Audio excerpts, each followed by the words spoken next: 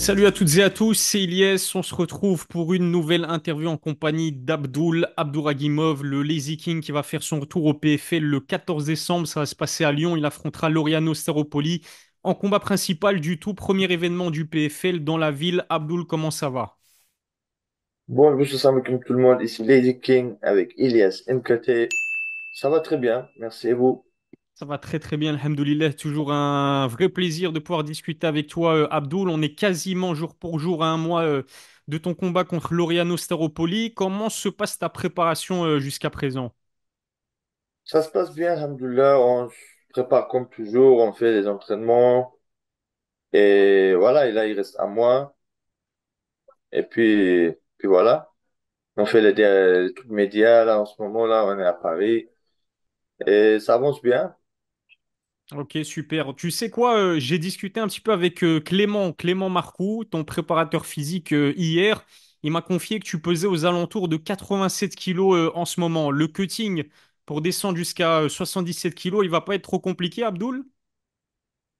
Inch'Allah, ça va être pas compliqué. On va voir, hein.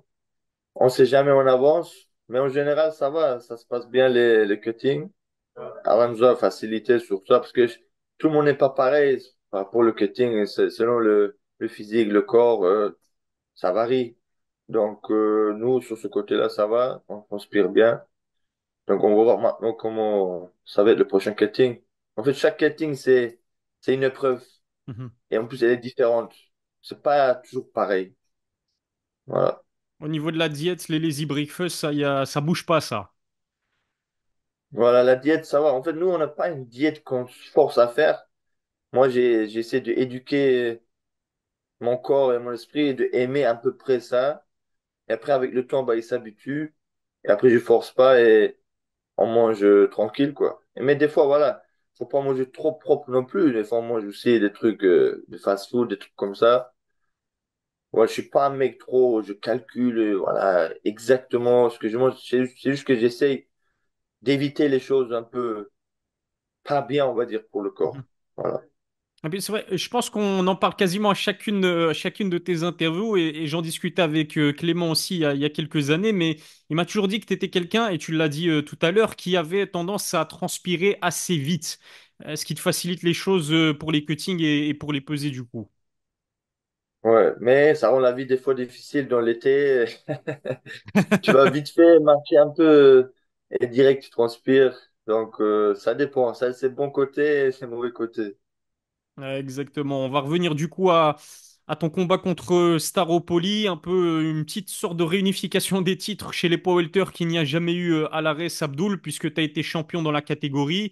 Lui, il a été champion intérimaire après sa victoire contre Michael Lebou. Qu'est-ce que ce combat il représente pour toi?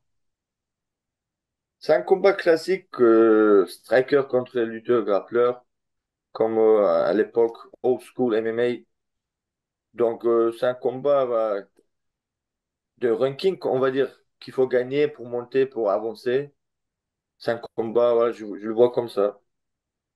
Le fait qu'il ait battu Michael Lebou, corrige-moi si je me trompe, Abdul, mais tu connais plus ou moins bien Michael Lebou, on va dire. Ouais. Est-ce que le fait que Staropoli ait battu Michael Lebou, ça donne un petit peu plus de motivation à l'idée de peut-être venger la défaite de Michael Lebou, ou peut-être je dis n'importe quoi, qu'est-ce que t'en penses, Abdoul? Je dis que tu dis n'importe quoi. Mais en fait pas une motivation parce que Michael Hug, je connais, mais c'est pas genre mon petit frère, tout ça, un Mhm. truc comme ça, quoi. Donc, voilà, on s'en fout, quoi, un peu.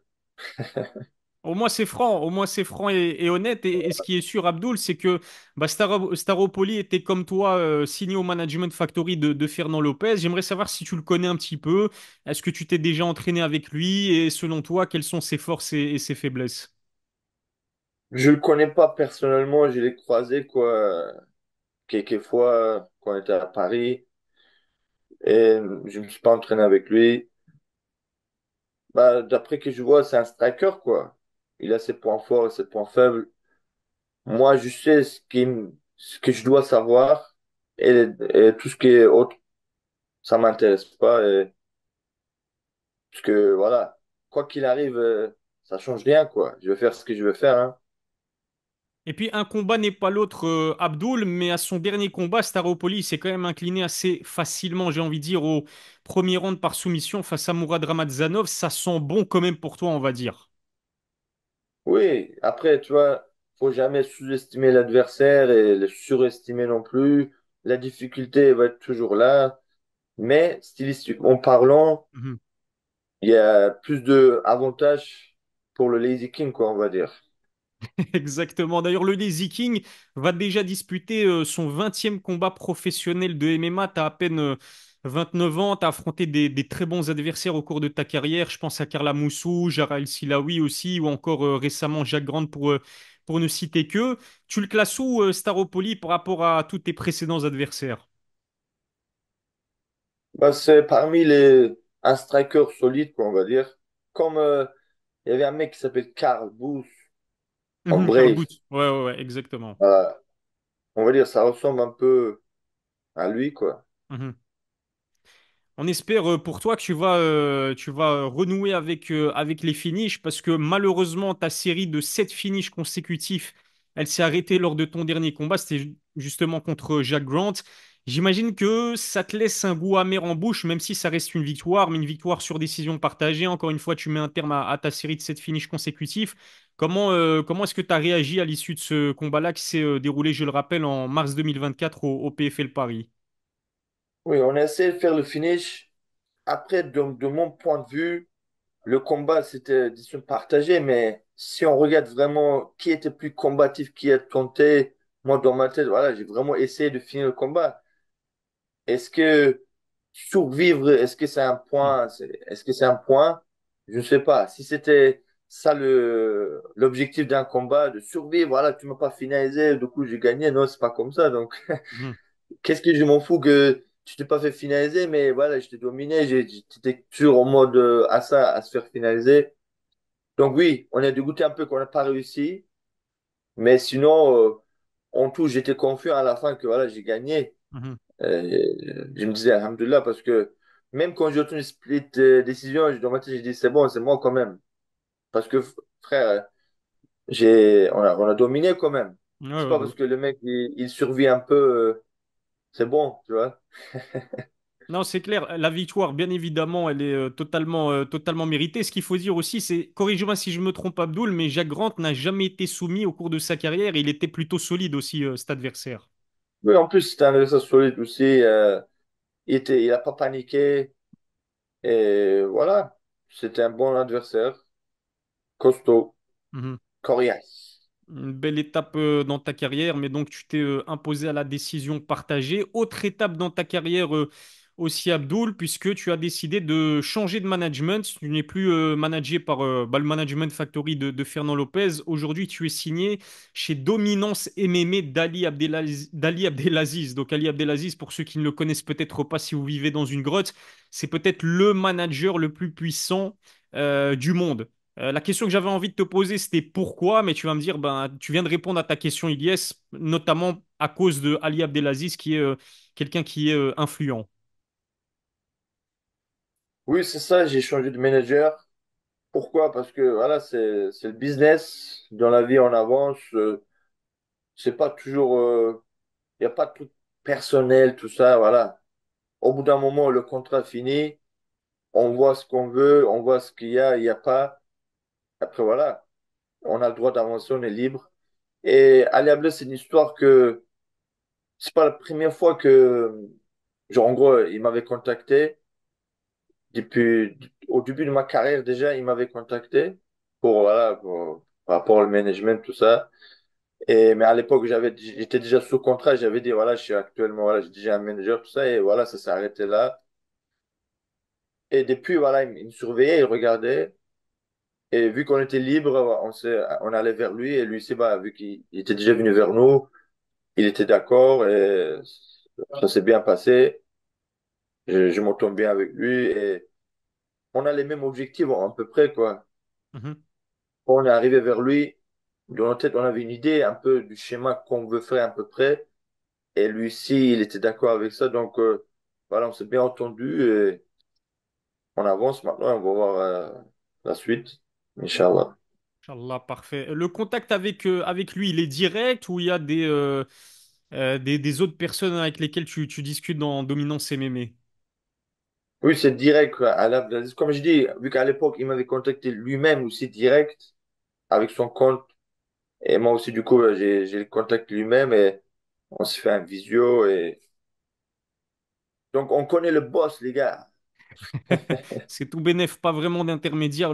Pas vraiment d'intermédiaire. Le contact est donc direct avec Voilà. Ali Abdelaziz. Et puis, si Ça l'on en croit facilite le l'une. travail. Exactement. Et puis, Abdoul, c'est aussi parce que j'ai épluché, on va dire, ton compte Twitter pour préparer cette interview. Et si l'on en croit l'une de tes publications, tu préférais visiblement affronter Logan Storley plutôt que Staropoli. Est-ce que c'est vrai? Et si oui, qu'est-ce qui s'est passé? Pourquoi est-ce que le PFL ne t'a pas offert Logan Storley à la place de Staropoli? Après ça, je ne sais pas, mais voilà, moi, je veux toujours combattre des mecs un peu plus classés, plus connus, parce que voilà, il y a plus de défis, plus de excitation dans des combats comme ça. Et aussi, il y a plus de bénéfices de gagner les combats comme ça, tu vas monter plus vite. Voilà, on a demandé, on nous a pas donné. Ça peut être pour plusieurs raisons, je ne sais pas pourquoi. Soit l'adversaire n'a pas voulu, ou le PFL n'a pas voulu. Ça, on ne sait pas, mais ils nous ont donné Staropoli. Maintenant, voilà, on ne va pas le dénigrer, tout ça. Mhm. Ça reste quand même un combattant qui est pas mal dans le top mondial, quoi, et qui est assez propre. Et on va faire avec, on est content et let's go. Let's go. Rendez-vous donc le 14 décembre, je vous le rappelle, à Lyon. Il me reste encore quelques questions à te poser, Abdoul, et merci encore pour ta franchise légendaire. Certes, t'as pas obtenu Logan Storley, tu vas affronter à la place Laureano Staropoli. Ça fait maintenant plus d'un an déjà que tu es signé au PFL. Est-ce que tu dirais que globalement, tu es satisfait de cette collaboration, on va dire, avec le PFL? Est-ce que tu es satisfait du traitement de l'organisation à ton égard? Oui, sur ça, il n'y a rien à dire. Il me traite très bien depuis le début de négociation, tout ça, et même après, dans l'organisation, tout marche très bien, c'est respectueux. Parce que le respect dans la vie, c'est toujours important, quoi. Parce que moi, je suis quelqu'un comme ça. Je m'en fous que s'il y a un contrat, un million, tout ça, je vais perdre. Si le mec en face de moi qui je travaille, il me traite comme un chien, bah, je Mhm, dis au revoir parce que moi, je suis pas un chien. Et t'inquiète, le million là, je vais le retrouver ailleurs. Parce que moi, mhm, je suis croyant, ce que Allah m'a destiné, personne ne pourra me l'enlever. Donc sur ça, il n'y a pas de problème. Maintenant, nous, on va faire les causes, tout ça, on avance parce qu'on ne sait pas ce qu'on va voir. mhm. Donc, faut avancer. On est content avec PFL et on va voir demain c'est quoi la suite. Justement, le salaire est bon au PFL. Je me permets de te poser cette question-là. Oui, alhamdoulilah, franchement, sur ça, on peut pas se plaindre, quoi. On est bien. Donc, bientôt ce sera la Rolex, quoi. Voilà. C'est ce que je te souhaite, Abdoul. Bah, ça, en tout cas, la carrière, elle évolue de manière progressive et ça suit son cours parce que là, tu as disputé ton premier combat principal au PFL. Précédemment, tu étais en co-main event du PFL Paris, Cédric Doumbé vs Baki, et tu t'en souviens à quel point c'était un événement qui était scruté par de nombreux amateurs de MMA, en particulier grâce à Cédric Doumbé et Baki. Mais cette fois-ci, c'est toi. C'est vers toi que les projecteurs sont dressés. Premier combat principal donc au PFL en plus de cela en France, chez toi, même si c'est pas Nantes, mais c'est Lyon. C'est une fierté, ça j'en suis sûr, mais ça doit être aussi une pression, Abdoul, parce que bah, j'imagine que l'organisation, elle compte énormément sur toi pour remplir les 10 000 places que peut contenir la LDLC Arena de Lyon. Est-ce que tu vois ça comme une pression sur tes épaules? Franchement, là, tout de suite, non, je dis, je suis tranquille, tu vois. On va voir une fois sur place. Et sinon, en général, voilà, j'aime pas trop me mettre la pression en disant, ah là, voilà, je dois performer, tout ça, parce que voilà, ça peut jouer sur le combat, tout ça. Donc, dans ma tête, j'essaie de rester neutre et concentrer vraiment sur mon combat, comme si il n'y a pas tout ça autour Mhm, de moi. C'est un combat normal, comme tous les autres combats. En vérité, c'est vraiment ça la réalité. C'est pas vraiment, j'essaie de truquer mon cerveau, parce que au final, dans la cage, c'est un combat qu'on fait tout le jour à la salle. mhm. C'est la même chose, c'est juste, voilà, faut savoir gérer maintenant tout ce qui est autour. Et c'est un travail que j'essaie de faire, Mhm, mental, tout ça. C'est beaucoup spirituel aussi. Parce que plus spirituellement tu es élevé, moi je crois que plus stable et confiant tu vas être dans la vie. mhm, Donc, Inch'Allah, que Allah nous facilite de monter spirituellement. mhm, Et après le reste, franchement, ça va être facile. La vie est facile en vérité. C'est pas difficile. C'est l'humain qui rend la vie difficile. mhm, Le Créateur nous a rendu les choses faciles, mais c'est les humains, ils veulent compliquer. Donc, ça va être facile, Inch'Allah, les gars, je vous dis. C'est juste maintenant, voilà, faut rester humble. Tout ça, c'est ça, on trouver le juste milieu mhm, entre t'es confiant, tu vois, tu sais que c'est comme ça, tu sais tes capacités, mais aussi, faut pas être trop en mode, ah, voilà, c'est moi, tu vois, je peux le faire, genre, c'est grâce à moi, genre, t'es surconfiant, un truc comme ça, tu vois. mhm. C'est ça, faut trouver le juste milieu entre t'es confiant, mais en mode, tu restes humble, mais t'es pas timide. Voilà, c'est ça, en fait. Confiant, mais pas timide. C'est différent. Parce que tu penses, les guerriers avant qu'on sorte dans la guerre, que ce soit musulman ou pas, que n'importe quelle religion, ils étaient confiants dans leur truc, tu vois ou pas? Mhm, Même en restant humble. mhm, Donc c'est ça le truc, faut aller quoi, à l'avant. Parce que j'ai dit ça parce que je prends l'exemple, en ce moment j'ai vu sur Khalid ibn Walid, tout ça, c'est un mhm, général voilà, connu parmi tous les historiens dans le monde qui a perdu aucune bataille. Et je regarde ses stratégies. Parce que quand on dit souvent Khalid ibn Walid, il était fort, on s'imagine comme ça, ah oui, c'est un mec, un bonhomme fort, il avance comme ça, c'est bon, il gagne, tu vois. Mais c'était pas comme ça, hein.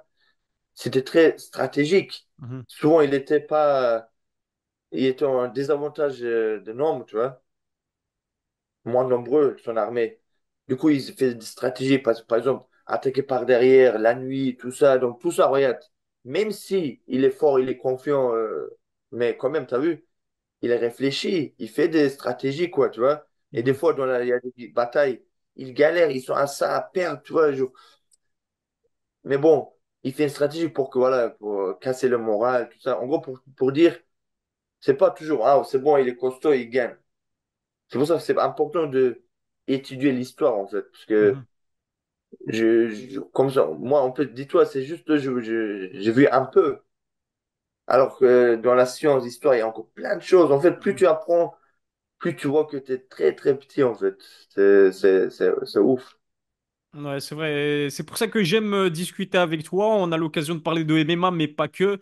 Et bah, on ressent directement que tu es quelqu'un de confiant, mais humble. Et c'est la raison pour laquelle tu es l'un des combattants français les plus populaires. Abdoul, dernière question, du coup, et encore une fois, c'était vraiment un plaisir de discuter une nouvelle fois avec toi. J'aimerais savoir, c'est quoi ton ambition pour 2025? Est-ce que c'est peut-être intégrer le tournoi chez les poids welter et combattre pour une ceinture en sachant que la catégorie poids welter au PFL, franchement, elle est vraiment saturée, j'ai envie de dire. Magomed Malatov, c'est un tueur.